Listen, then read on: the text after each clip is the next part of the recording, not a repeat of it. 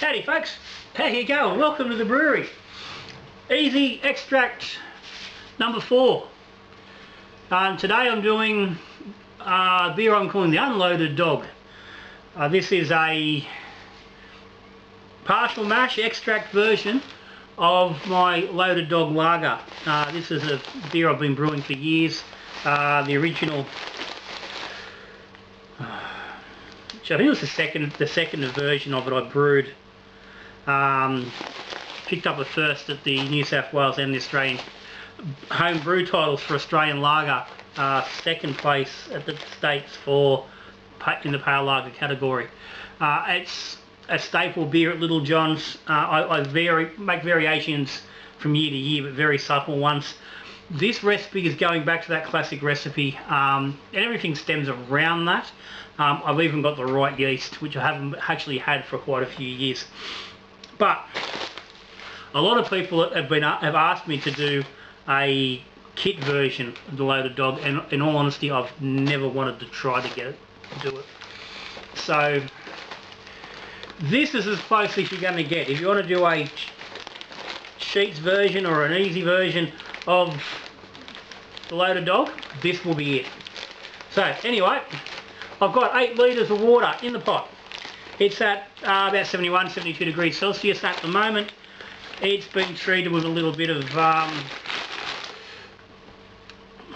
chemicals to get rid of the chlorine, and it's got a little bit of mineral in there. I will put the recipe details down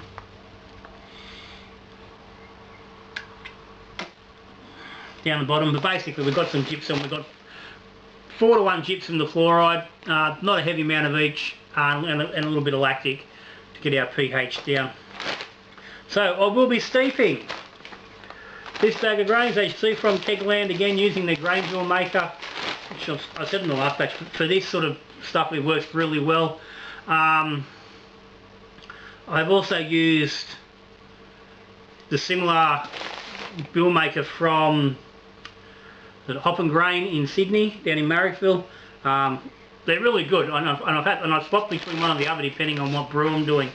And it just makes so much easier. It turns up, ready to go. It's milled, no specking about. So just going to get this in. I've got the grain bag in there, straight in.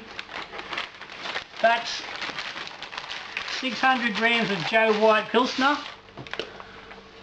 And yes, I know I don't often use, the Joe White, but we are making an Australian lager of true, or as much as possible, true to style origins. So the Joe White is our go. 200 grams of Carahell, and of course we've got to go German for that because it's the only option you get. There are other Carahell grains you could probably use, but for me Carahell is the magic in the Loaded Dog. So it's brings that little bit of grainy, bready finish that you're looking for. So I've always used it. I've gone away from it over the years different times, but it's definitely my preferred method. So we will get this on for half an hour. I'm going to let this sit. I'll get the lid on here.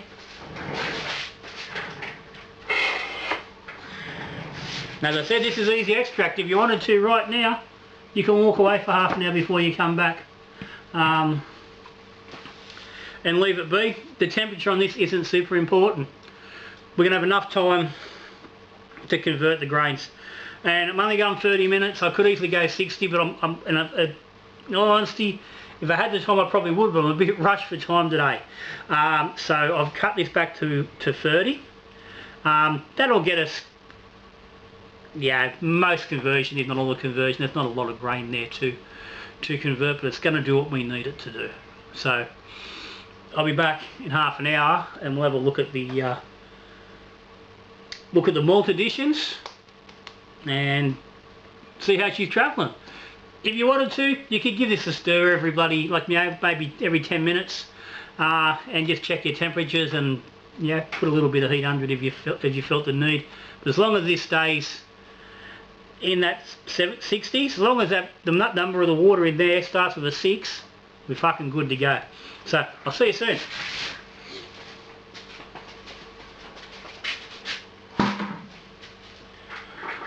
Righto, half an hour is over. Managed to keep temperature up pretty well. I gave it a stir about a bit over halfway through. Put just a low heat setting on for about 2 minutes. It was sitting on about 63 degrees. I brought it back up to about 65, 66 and let it go. I've just taken a refractometer sample just out of bloody curiosity.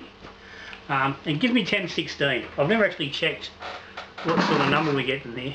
No, that's 800 grams of grain. You're not going to get a huge amount out of it. So, but this is more about flavour and a little bit of protein for body and whatnot, but not so much about actually getting a lot of fermentables.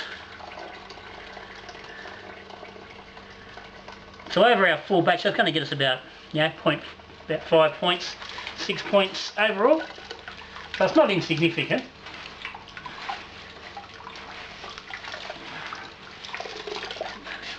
It's a bit bloody warm. And once again, I haven't got my gloves out, I'll put them away.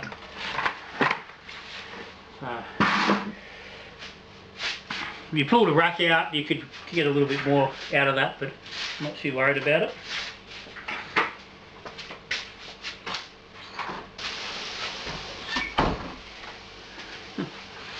Yeah, the joy of moving.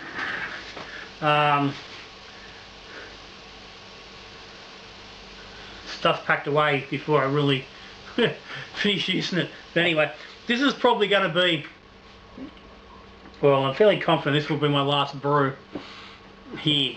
We'll get everything moved. I'll leave this brew in the fridge to ferment. Currently got another brew in there, which I've got to get in the keg, a ginger beer. But other than that, this will sit here and ferment. And that fridge will move over last of everything else. But anyway, that's a whole different topic. So right now, normally I'd get this coming up to a boil. I'd put heat under this, but I'm not going to because that bloody fan makes a whacking noise on there. So we're going to get our malt in, and what we're running with is 1.2 kilos of extra light dry malt. That's this stuff. This is not easy to, it's easy to get now. It's not always been easy to get the lighter stuff. I've got plain old, normal old light dry malt, which I get from Kev Bristol at the hopping mechanism, always have and probably always will. This is about 12-13 EBC colour wise, and it does a good job, but it can be a little bit restrictive on getting light colour without cutting it back with dextrose and whatnot. So I had been getting the Pilsener malt, which is very light, but recently Kegland have started doing this stuff, extra light dry malt. This is out of France, and this I think sits around 6 EBC. So it's about half the colour contribution of normal light dry malt, and then that Pilsener malt's about half of that again. So I bought myself a whack of this to add to my mix of malts, so I can get the colours down without losing any of the malt depth. So this stuff's out of France. So don't have to go, never used it before, but we've got 1.2 kilos of that. I've got a 1 kilo bag. I've got a big box of this. It just comes in 1 kilo bags even when you buy it in bulk, which is just really easy because if you want to use the recipe, you can just dump a kilo. But for this one, I've used 1.2. 1.2 of that. I've got 600 grams of the light dry malt. I've got 500 grams of the dextrose, also from Kevy Bristol. but obviously you can get your dextrose bloody all sorts of places, and that's that there. So I've got to get all this in. So I'm going to mix this in here before we come to a boil. Like I said, you normally get your temperature, you can get your heat going, and we'll just mix him in.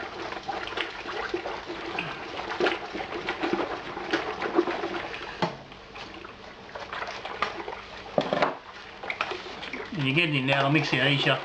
If you wait till that bloody wood boils, it gets a bit hotter, and it will get a bit clumpy on you. So going in now is your best bet.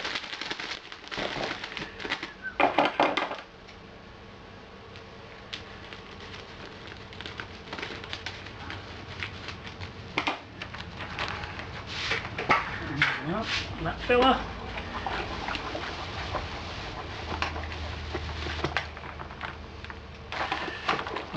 Stir that all in.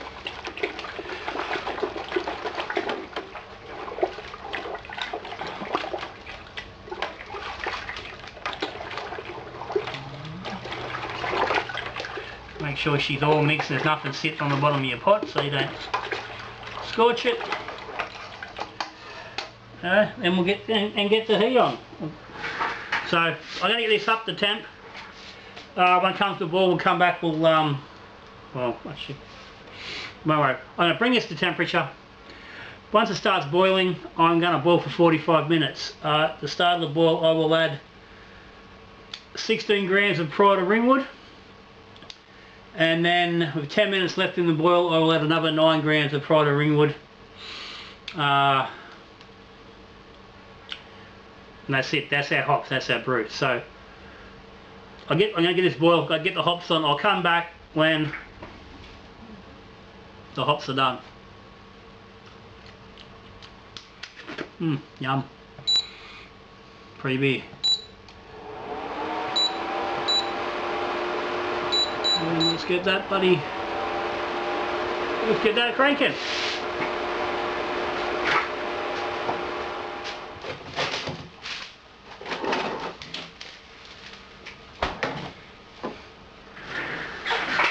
Rightio. Got through the end of the boil. I end up having to take this inside into the kitchen. I forgot that bloody my portable burner cooktop won't boil 8 litres of water. So done the boil on the stove. So as I said, Pride of Ringwood at 60 minutes, 16 grams to get a 16 IBU, and then another 9 grams at 10 minutes to get us another about 3.5. So it gets us around 19-20 IBU. Boil's done. Now I'm just going to throw in the 2 bottles of extra water, which I've had in the freezer. Started the freeze, and this is just to get our temperature down. We've got to stop that hop utilisation as quick as we can. Now there's a few ways you can do this. This is a quick way, but it doesn't mean you've got to put bottles and stuff in the freezer. If you've got a big sink handy, which I will have in the new brewery, then you can just dump this pot into a water bath and cool it that way, which is fairly quick, especially to get it. You've got to get below about 72 degrees to stop isomerization, which is the conversion of the hop acids into bitterness. So you've got to get that happening pretty quickly, that cooling process. The water bath will work fairly quickly to get that initial temperature down. It'll take a while to get it really cool, but using cold water is easy. If you stuck 10 litres of water, a bit of prep the day before, put 10 litres of water into your fermenter that you're going to use and stuck it into your ferment fridge and got it down to, you know, fridge temp down to 4 degrees, you could get this into it fairly well straight away. And you're going to balance out there's probably, after the boil, there's probably about 5 to 6 litres of wort in this pot. So if you would add that to 8 litres, actually even if you went for 12 litres, it's going to get you close to your top up amount. You'd be very close to pitching temp. You'd be sort of in the mid-20s probably at that point. Then you could play with a little bit of water. But it's, realistically, the easiest way would be to stick a, the quickest way is going to be to stick a wort chiller in here. And the reality is that will be my method in the new brewery, because I'll have hoses right there with how I'm going to have it set up, and you'll see that in future brews. But for me at the moment, that is the, just the sticking point on this is, it looks a little bit fiddly. It's getting that, working out how you're going to get that temperature down. Okay, this is now under 70 degrees, so that's good. We're not really converting any of them hops anymore.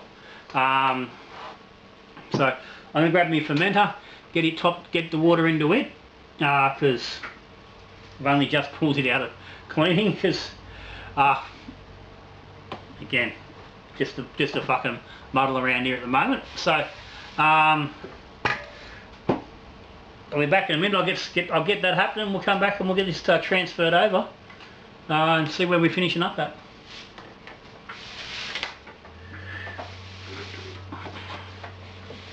I've got to say, it fucking smells good. Alright,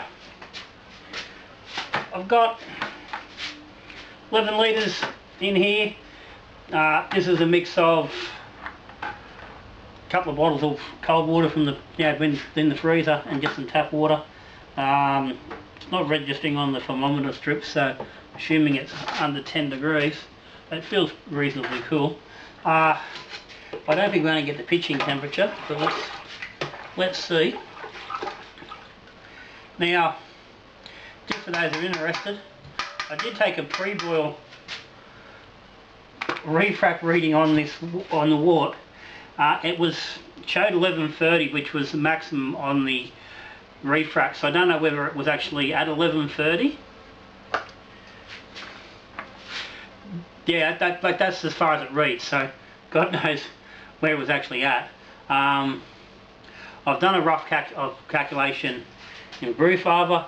Tells me we should get to somewhere around 1049, 1050 on the gravity, topping up to 20 litres, which is 4 or 5 points over what I was calculated. So anyway, let's get that in here. Let's see how we go. Let's get it in.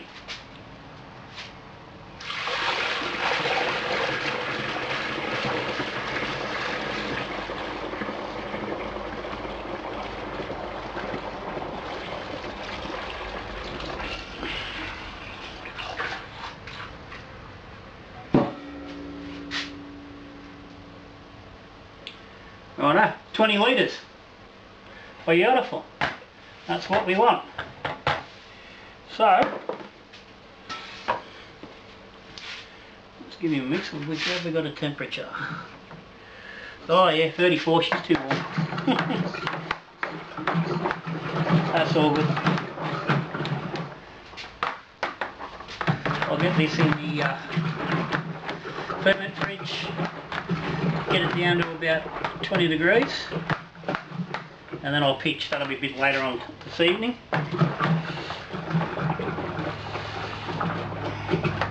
Colour's looking pretty good.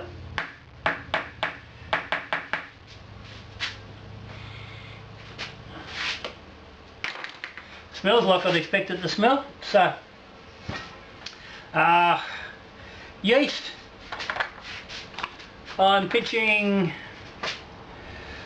White Labs Copenhagen lager yeast. The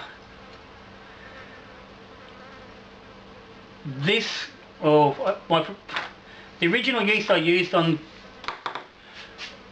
the loaded dog was actually called Dutch lager, and it disappeared quite a while back. Copenhagen sort of is the closest I can get these days. So it should be a fairly close kind of brew, but it's a nice yeast that works well. Realistically, historically, Australian, Aussie bloody lagers, which were ales initially, would have probably used something like a Nottingham initially, and what actual strain of yeast they ever used when they went to lagers, I really don't know. But I've always found that Copenhagen works quite nicely, gets me a nice result.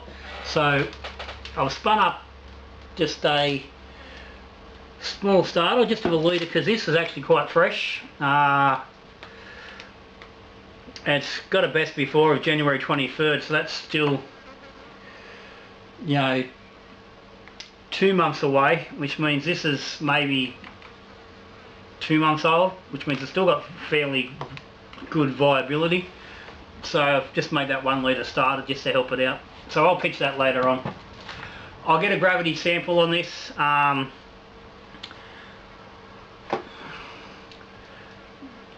realistically, you're gonna see what that is shortly when I get when I come back to do a taster. So I'll see you in about, I don't know, 6 weeks. No, I'll get a test. I'll get a taste on this before then. It won't be too long. But either way, I'll see you soon for the tasting.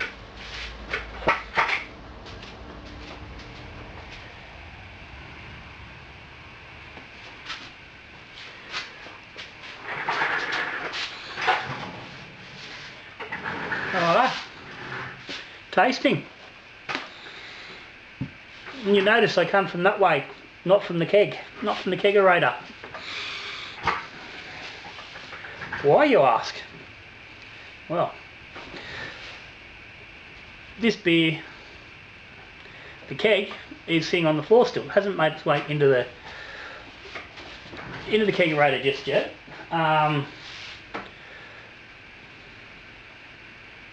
We just finished the dry extract lager last night.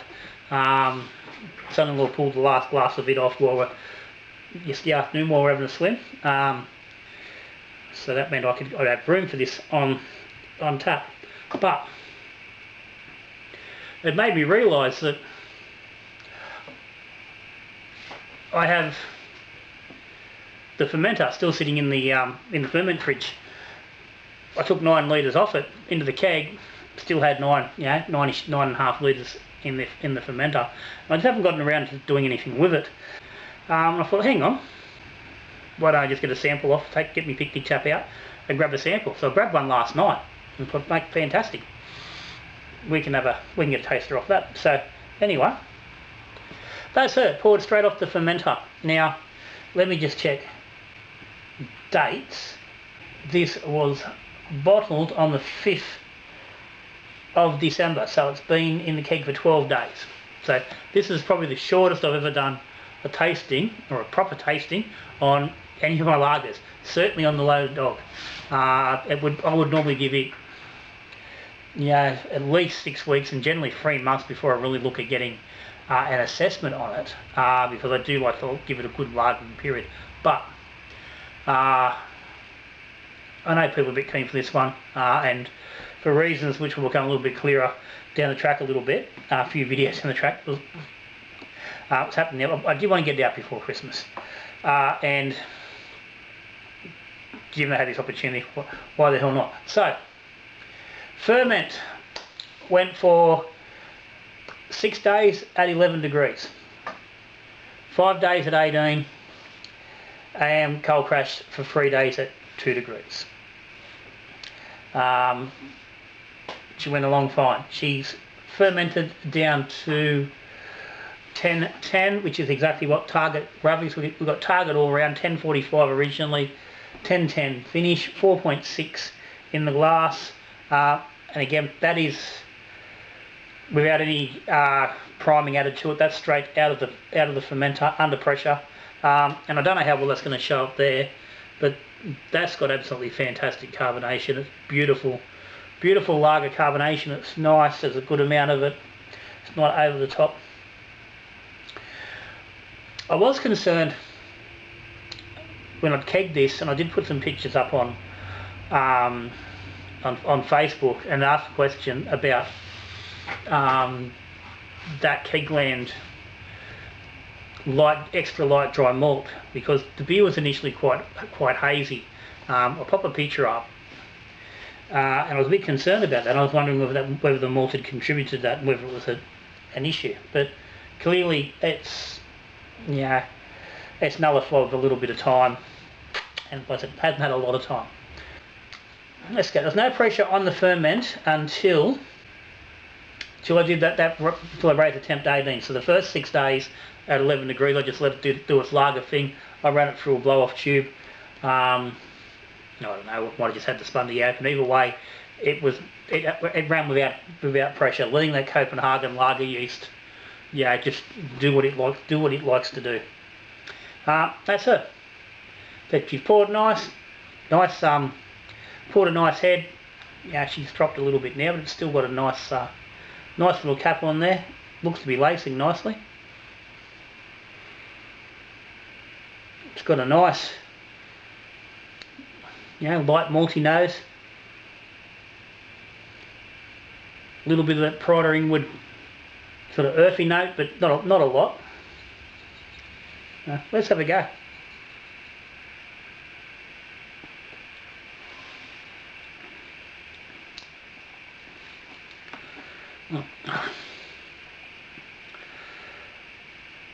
Yum. That's just bang on what you want from Australian lager.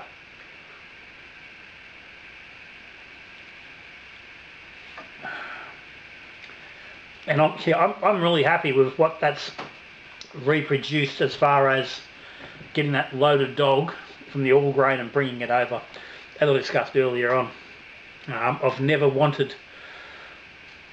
tried to reproduce it with extracts because I just really didn't think you could really get it anywhere near what you wanted to. This method has certainly opened up that possibility. It's everything you want an Australian lager to be, traditional Australian lager. It's got a nice, solid malt base.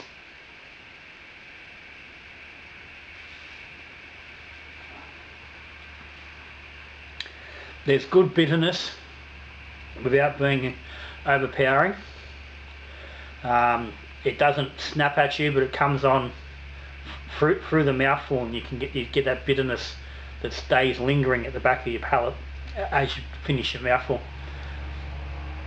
It's only a slight bit of earth from the Pride of Ringwood, and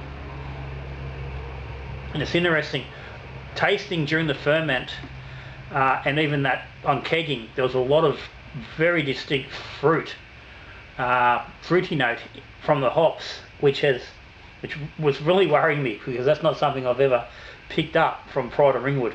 I do know there was people talk about some of the, you can get a little bit of stone fruit from Pride of Ringwood. I've never really experienced it, and I thought, oh, okay, what's going on there? And I thought it might have something to do with the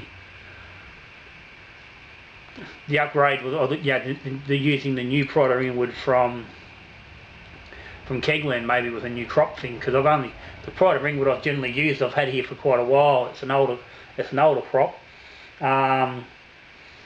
You don't, when you're only using 12 or 13 grams of a hop in a brew, your 200 gram bag that you get provided to you by wonderful people like Kev Bristol, it lasts you a while.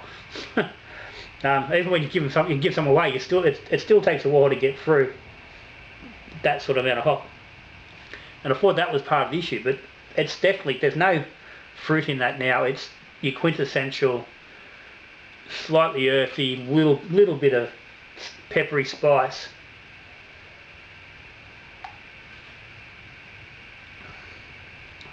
It is quite restrained, and I think pulling it back to that 45-minute boil, not pushing to the 60 minutes, I think has probably played a part in that. It's possibly stopped just that little bit extra development of that characteristic. But again, it may just be a crop thing. But yeah, oh mate, I'm really happy with that. Like I couldn't ask for better than that if I'd brewed, if I'd brewed the all grain version, and gave it 6 weeks ferment and its full conditioning time and all the rest of it. For a lager, like I said, there's 12 days since it was kegged. That's a fucking ripper of a beer.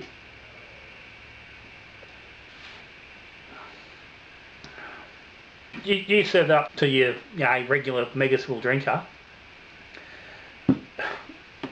they're going to think you're a genius. Covers all your bases. Doesn't matter what people drink. Great Northern, VB, Tui's, whatever it is. It's enough of the Australian character. You're going to cover anybody coming to your house who drinks those sort of beers with that. This is good because I've been having a little bit of trouble trying to work out what beers to take to the wife's mother's side of the family. We go to the Boxing Day with them. It's the day after Boxing Day this year, but anyway, it's normally Boxing Day. And we go every second year. Last time, 2 years back, I got in trouble because I didn't take any home brew. And a few of the family members were actually anticipating having some Little John's beers to drink. So I've been sitting here not sure what exactly to take. This definitely go. I'll get me counter pressure out over the next couple of days before we head to the coast, and I'll bottle up a few bottles of this, and I'll take that down. One of the wife's uncles has this morning's sent a request for some of Little John's IPL, which, well, I don't have an IPL on. I don't have an IPL going at the moment. Haven't had an IPL for probably a little while, but I'm pretty sure I probably had the IPL on tap up here after the son's wedding, which would have been the last time that uncle was here. So he obviously remembers it from then. So got to find something he can drink. Probably take the XPA, the Narronian one. But anyway, that's a whole side story. But yeah, the loaded dog, all grain, becomes the unloaded dog, easy extract, number 4, partial mash and dry extract beer. Again, 4 beers in a row. We've made really good beer with a really simple method. As I was talking, Muzz, who, I said in that early on, push for the recipe. Thumbs up for pushing me, mate, because that's going to get plenty of drinking here over the hot days of summer, and I think the family's going to really enjoy it as well. And again, just proves that this method works. So you're certainly going to be seeing more of me doing these sort of brews in the coming months, that's for sure. I'm really enjoying brewing these. I'm enjoying the challenge of creating the recipes, and I'm really enjoying drinking them. So you can't go wrong with that. So anyway, if you got any comments or any questions, stick them down the bottom. If you support the channel, thank you very much. But for now, till see you in the next video, I'll be brewing beer, drinking beer or talking beer. Good brewing.